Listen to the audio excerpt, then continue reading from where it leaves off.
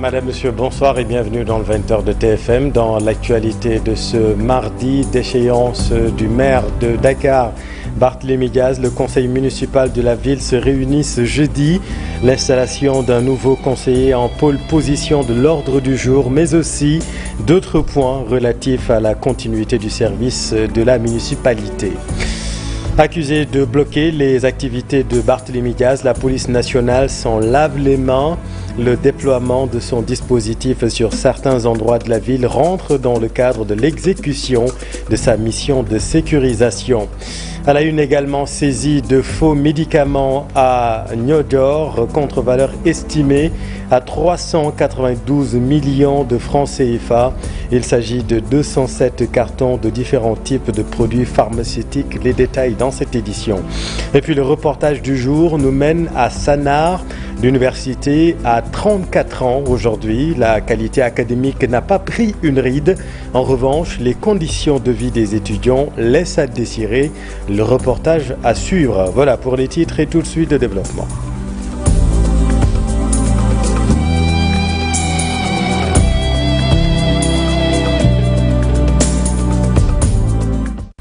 Mais d'abord, déroulement de la stratégie de validation de la doctrine nationale de police de proximité. Les forces de défense et de sécurité tendent la main à la population. Une démarche inclusive pour mieux prendre en charge la sécurité des citoyens. Pape Faraning, Tierno Laurent Mendy.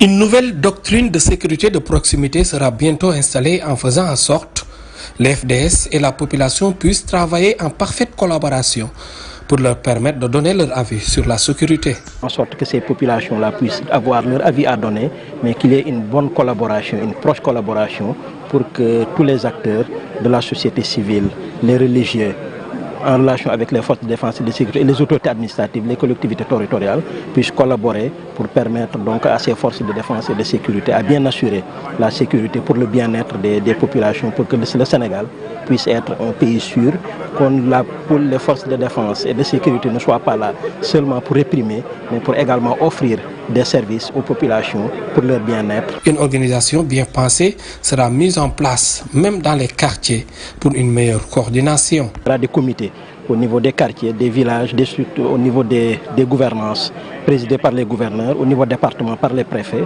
au niveau local par les sous-préfets, qui vont coordonner des organes qui seront chargés d'identifier en tout cas les zones criminogènes, mais aussi identifier ensemble avec les forces de défense et de sécurité quelle action mener pour bien assurer cette sécurité. Mais il faut une implication totale des populations pour avoir les bonnes informations, pour traquer les malfaiteurs. Se faire en sorte que les populations puissent donner l'information, parce que aussi pour bien assurer la sécurité, il faut un bon renseignement. Et ce renseignement-là est issu des populations, donc il faut faciliter ce contact, forces de défense et de sécurité et population, pour faire remonter toutes les informations pertinentes, tous les renseignements pertinents, pour effectivement pouvoir asseoir une bonne politique de sécurité. Une table ronde d'échange qui a permis aux différents acteurs et le ministère de l'Intérieur de faire le tour des différentes questions liées à la sécurité pour y apporter des solutions adéquates dans les plus brefs délais. À la une également, la déchéance de Barthélémy Diaz, le déploiement du dispositif de la police nationale sur certains endroits de la ville rentre dans le cadre de l'exécution normale de sa mission de sécurisation. Elle n'a jamais procédé à quelque blocage, que ce soit relativement aux activités de M. Diaz ou de l'équipe municipale de la ville de Dakar. La police nationale s'en lave les mains. Donc, le conseil municipal de la ville de Dakar se réunit d'ailleurs ce jeudi. L'installation d'un nouveau conseiller en pôle position de l'ordre du jour, mais aussi d'autres points relatifs à la continuité du service de la municipalité, comme l'examen et l'adoption du budget 2025. Ce matin, nos équipes sont retournées sur place depuis la déchéance du maire. Vous allez le voir, le service est momentanément interrompu. Reportage Habib Faye. Que des forces de défense et de sécurité devant la porte de la mairie ville de Dakar. Les entrées sont strictement contrôlées, les bureaux sont fermés, les agents municipaux interdits d'accès. Seul le service courrier est en marche. Une situation difficile aux yeux de certains agents. El Hadj Omar Dembélé est le chauffeur de l'adjointe au maire. Si le maire a des problèmes avec la justice, mais on sait tous qu'il a introduit des recours.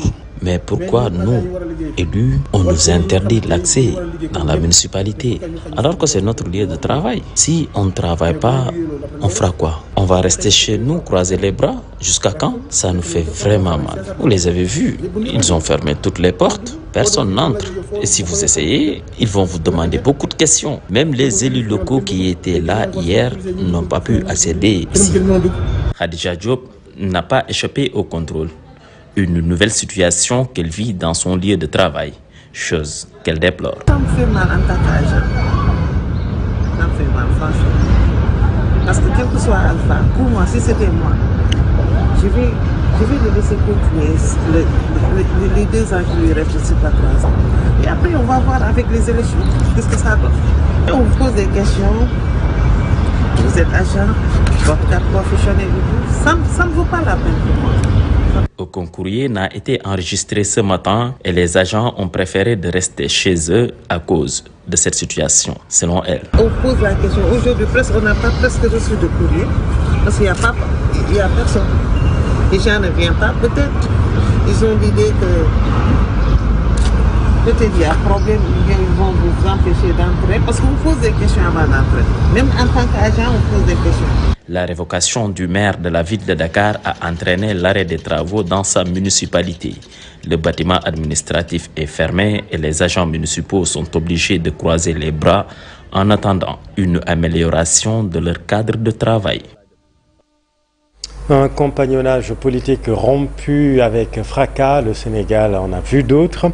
Aujourd'hui, 17 décembre, on se rappelle les événements de 1962, la rupture Dia-Senghor. Pour l'historien, le docteur Moustapha Sow, les changements d'orientation expliquent ces ruptures politiques. C'est le 17 décembre 1962 que la rupture entre le président de la République Léopold Sédar Senghor et le président du Conseil Mamadou Dia était intervenue. Donc c'est cette date du 17 décembre 1962. Peut-être qu'il faut préciser que cette rupture intervient à la suite du dépôt d'une motion de censure par 39 députés le vendredi 14 décembre 1962. Et 48 heures après, il fallait procéder à l'examen et au vote de la motion de censure, c'est-à-dire les 48 heures expirées le lundi 17 décembre. Et malheureusement, c'est ce jour-là que les événements malheureux ont eu lieu ici au Sénégal. Maintenant, qu'est-ce qui fait que ces couples se cassent à un moment donné? C'est parce que justement, on peut entamer un projet politique ensemble, le porter, mais à un moment, on peut avoir des orientations différentes. Non, je pense que cette comparaison véritablement n'a pas lieu d'être. Il faut le dire. D'abord, les contextes sont différents. Et ensuite, Sonko et Barthélemy n'ont pas partagé de parti politique. Les autres Senghor et Dia étaient dans le même parti politique, l'Union progressiste sénégalaise. Ensuite, Sonko est responsable de parti, président de parti. Aujourd'hui, il est Premier ministre. Barthélémy Diaz n'est pas responsable de parti. On en vient à notre reportage du jour qui nous mène à Sanar. L'université a 34 ans aujourd'hui. La qualité académique n'a pas pris une ride. En revanche, les conditions de vie des étudiants laissent à désirer. Alumni et actuels étudiants se prononcent dans ce sujet réalisé par Ousseynou Diop et Habib Saïk. Le drapeau continue de flotter au temple du savoir après 34 ans d'existence. Les premiers étudiants ont commencé à s'inscrire ici le 17 décembre 1990. Des souvenirs indélébiles pour Papa Sambali. Il fait partie de la première promotion. Ça rappelle vraiment c'est de vieux souvenirs, hein, mais qui reviennent tout le temps. C'est des souvenirs vraiment de joie, surtout l'ouverture de l'université de Saint-Louis. À l'UGB, le nombre pléthorique d'étudiants fait débat. Les anciens apportent la réflexion pour une meilleure prise en charge des conditions de vie des étudiants. Le pincement de cœur, c'est le nombre assez pléthorique d'étudiants certains ont dû sortir de l'université pour aller loger ailleurs. Ça, c'est un pincement au cœur. Mohamed Rassoul Touré est à l'UGB depuis 3 ans. Le nombre pléthorique d'étudiants dans le temple du savoir est pour lui l'une des causes principales de la dégradation de son image. 90 n'est pas aujourd'hui l'université de 2024. Et donc aujourd'hui l'université a plus de 19 000 pensionnaires. Et on y ajoute les 5 000 étudiants. Donc sans pour autant également, certes les autorités sont en train de faire des efforts pour pouvoir accompagner cela, mais je pense qu'il faut continuer de mettre des efforts pour que l'université Gaston Berger puisse être cette université rayonnante. Ousmane Baldé, étudiant à l'université Gaston Berger de Saint-Louis, est catégorique. L'UGB, avec ses 34 ans d'expérience dans l'enseignement supérieur, continue de caracoler à la tête des universités sénégalaises. Je dirais sa participation symbolique au niveau de l'enseignement supérieur. Et 34 ans, c'est un joli souvenir parce que nous avons vu au niveau de l'université Gaston Berger de Saint-Louis, vraiment des cadres ont été formés ici. L'UGB reste tout de même un modèle d'excellence. Toutefois, il est impératif de revoir les conditions de vie des étudiants. École doctorale mathématiques et infirmière pour la réinsertion doctorants dans le monde du travail. Pendant 3 jours, ces experts se penchent sur cette problématique. Écoutons leur porte-parole avec Fatou Bintou Conté. Du monde socio-professionnel. Alors ce qu'on cherche pour cette édition, c'est vraiment d'établir un pont entre l'université, particulièrement l'EDMI, et le monde de l'entreprise. En effet, le monde de l'entreprise, il a ses besoins, il a les ressources professionnelles et technologiques, et nous, au niveau de l'EDMI, nous avons l'innovation, nous avons l'accès à une recherche à bas coût. Donc, je pense que si on s'associe l'entreprise et l'EDMI, on peut créer de l'emploi, on peut aussi rendre le service public plus performant. Donc, en fait, grosso modo, ce que nous cherchons, c'est d'établir un pont entre le monde, l'entreprise et l'EDMI. Voilà. Alors maintenant à Tambacounda, le Sénégal importe, vous le savez, plus de 400 000 tonnes de maïs chaque année, une situation que des producteurs de la filière trouvent anormale. Ils ont décidé d'accompagner l'État dans la lutte pour une autosuffisance en maïs. C'est un reportage de Mamadou Diouf. Le Sénégal importe plus de 400 000 tonnes de maïs chaque année. Une situation que des producteurs de la filière à Tambacounda trouvent anormale. C'est pourquoi ils décident d'accompagner l'État dans la lutte pour une autosuffisance en maïs, car Tambacounda dispose assez de terres pour multiplier les productions. Ici à Tambacounda, il y a des cultivateurs. Et aussi, ils sont très concentrés sur la culture du maïs. Donc si on avait une moyen d'accompagnement pour pouvoir cultiver du maïs, on pourra avoir même une autosuffisance complète qui va nous même permettre qu'on n'allait plus aller chercher du maïs ailleurs. Tout le maïs qu'on aurait besoin pour la production et tout aussi, on peut le cultiver ici dans la région de Tambacounda. Pour réussir ce pari de l'autosuffisance en maïs, ces producteurs attendent en retour un accompagnement de l'État. Ce qui nous manque, c'est de l'espace, la terre, genre, et même des moyens, soit des engins ou bien des moyens pour pouvoir mieux cultiver, pour avoir une très grande hectare de maïs, pour pouvoir gérer même l'autosuffisance. Même l'État aussi, nous sommes prêts à avoir ces accompagnements, soit dans la production des matières premières, dans l'espace et autres, pour pouvoir même gérer une très grande surface de production de maïs. Oui, si l'État nous accompagne, on peut travailler 12 mois sur 12, parce qu'on peut travailler dans la saison, même dans le saison. Parce que tout ce qui nous manque, c'est de l'accompagnement. Aujourd'hui, beaucoup de jeunes à Tambacounda se lancent dans l'agriculture. Mais ils sont très souvent confrontés à de nombreux obstacles. C'est pourquoi l'État doit trouver des moyens pour les accompagner afin de lutter contre le taux élevé du chômage des jeunes dans cette partie est du pays. Merci Mamadou. Religion, ce week-end, on a clôturé le jubilé des 60 ans du comité interdiocésain national des pèlerins catholiques au lieu saint de la chrétienté.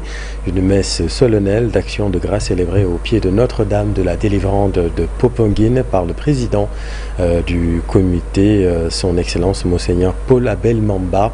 L'évêque de Tambacounda ont pris part à cette célébration les pèlerins de toutes les générations depuis 1964. C'est un reportage de Daniel Diouf.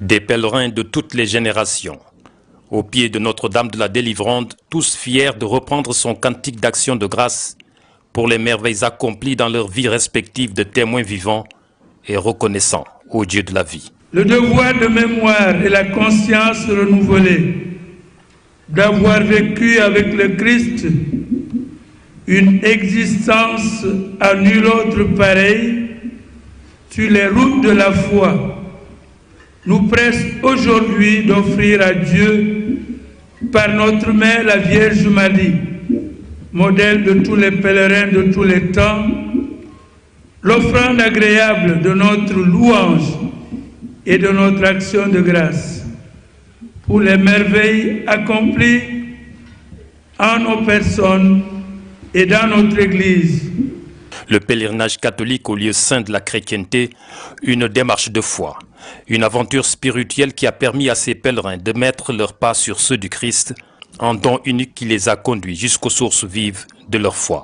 Ce privilège, Dieu nous l'a accordé gratuitement pour que de manière aussi gratuite, nous puissions en témoigner.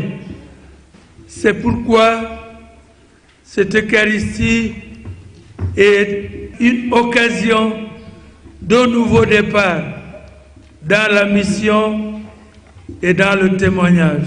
La clôture du jubilé des 60 ans du Saint-Pec, aussi un hommage appuyé aux pionniers qui ont cru et ont tenu ferme pour donner à cet outil pastoral la crédibilité qui la distingue aujourd'hui. Oui, chers membres émérites du Saint-Pec et chers membres actuels, merci pour ce que vous avez donné de votre foi à l'Église du Sénégal et à tant de générations de témoins. Votre foi résistait aux tempêtes multiformes, aux vicissitudes de l'histoire et a produit de bons fruits que nous savourons aujourd'hui. Et puis ces distinctions en guise de reconnaissance à toutes ces personnes encore en vie ou plus de ce monde qui ont marqué la vie du Saint-Pec durant ces 60 dernières années.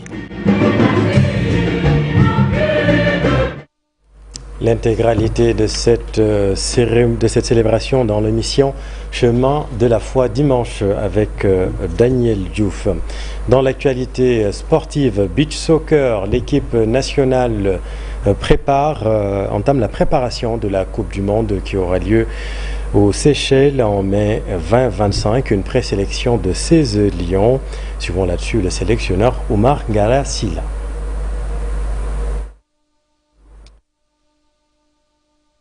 Dans la prochaine édition, prenez l'égalité des genres dans la pratique sportive, inculquer aux jeunes les valeurs d'inclusion et de partage. C'est ce que véhicule la série documentaire de 12 épisodes Allez Hop Africa qui pousse les jeunes à s'appuyer sur le sport pour leur épanouissement. C'est un reportage de Chersadi Boudjara. Promouvoir l'accès à la pratique sportive, montrer l'importance du sport dans le développement personnel et communautaire, l'intrigue d'une série documentaire dénommée Allez Hop Africa qui porte des jeunes sportifs issus de 7 pays africains. Le docu-série est composé de 12 épisodes de 52 minutes qui montrent vraiment toutes les phases de sélection des jeunes et leur séjour à Dakar pendant 3 semaines pour vraiment discuter de ces enjeux, être formés et pratiquer également du sport. L'objectif qui a été visé en faisant ce projet était d'avoir ce contenu où on permettait aux jeunes déjà de se perfectionner dans le domaine du sport, mais aussi d'avoir un espace où ils pouvaient discuter de toutes ces questions d'égalité homme-femme, de pouvoir voir un peu quels sont les stéréotypes et de discuter pour les changer ou les lever, mais également d'avoir un espace où ils pouvaient vraiment développer leur engagement citoyen et voir comment ils pouvaient, via leur pratique sportive, aussi s'intéresser aux questions de développement, des questions de santé, d'égalité homme-femme et de mettre en avant toutes ces valeurs véhiculées par le sport et d'aider et d'appuyer leur communauté à pouvoir être épanouie et être dans des conditions de vie saines. Une manière de lutter contre la discrimination dans le sport qui est saluée par les associations partenaires. Dans les écoles primaires comme dans les collèges, la plupart on a des activités de football, mais les filles ne sont pas associées dedans. Et nous, on était venus dans la cour de l'école pour vraiment donner une opportunité à toutes ces jeunes filles qui sont dans ces écoles-là de pouvoir jouer au football. C'est un petit exemple de ce qu'on a fait pour 22 ans au Seed Project. On croit tellement les jeunesses, on croit tellement le sport, surtout le basket, pour donner le pouvoir aux jeunesses. Si on donne l'opportunité aux jeunes avec de qualité, ils peuvent aller loin dans la vie. Pas uniquement dans le basket, mais dans la vie, dans l'éducation, et avoir de bons boulots et avoir de bonnes relations avec la communauté et vraiment pousser l'Afrique en avance. Vecteur de valeurs nobles, le sport est un réel pouvoir d'inclusion et de partage. Ainsi, l'égalité des genres, prônée par Aleyub Africa dans la pratique, va certainement impacter les sociétés africaines. Et puis, je vous le disais, l'équipe nationale de beach soccer entame la préparation de la Coupe du Monde qui aura lieu aux Seychelles en mai 2025. Une présélection de 16 lions. Suivant là-dessus le sélectionneur Oumar Ngalassila. On a repris le travail depuis hier avec un groupe de 16 joueurs, dont 3 gardiens. Sauf qu'il faut noter l'absence de Mamour Diagne et Raoul Mendy qui ne sont pas encore opérationnels d'après le médecin. Et on espère les récupérer peut-être d'ici le mois de janvier. Mais du coup, on va débuter avec l'endurance et le travail technique. Et après, voilà, on verra au mois de janvier. Effectivement, il y aura des matchs amicaux, mais pour l'instant, on ne peut pas dire grand-chose parce qu'on a fait des demandes pour jouer ici à Dakar comme à l'extérieur, mais on ne peut pas avancer. Donc, si le dossier est clair, donc la fédération ne tardera pas à faire une communication. C'est la fin de cette édition. Merci infiniment de l'avoir suivi. Soir d'info, la suite dans un instant avec Gilles Yabi. À tout de suite.